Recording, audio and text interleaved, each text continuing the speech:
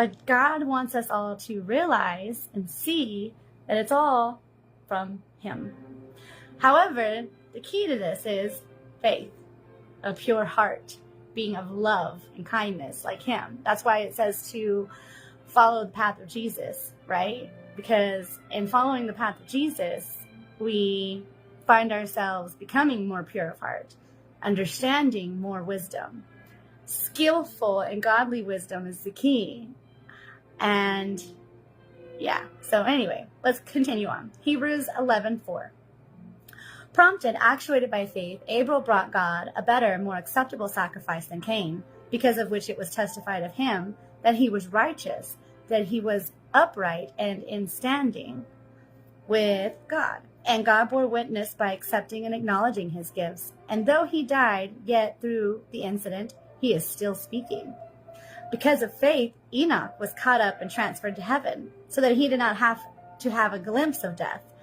And he was not found, because God has translated him. That's good. I'm going to have to ask the Lord what that means. Lord, what does that mean? For even before he was taken to heaven, he received testimony, still on record, that he had pleased and been satisfactory to God. Hebrews 11:6. But without faith, it is impossible to please and be satisfactory to him. For whoever would come near to God must necessarily believe that God exists and that he is the rewarder of those who earnestly and diligently seek him out.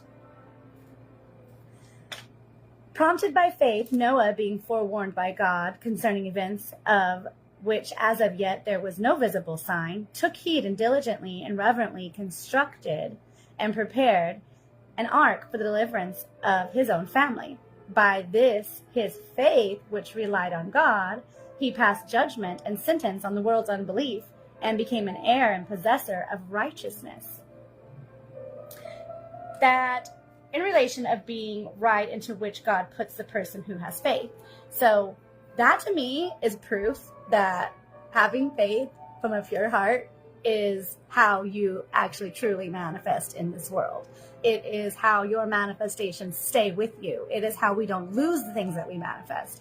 I don't know if whoever has done that, they always struggled with being in that right vibration.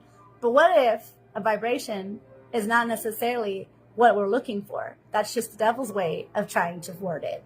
But what if having faith and believing from a pure heart is actually how we are supposed to manifest?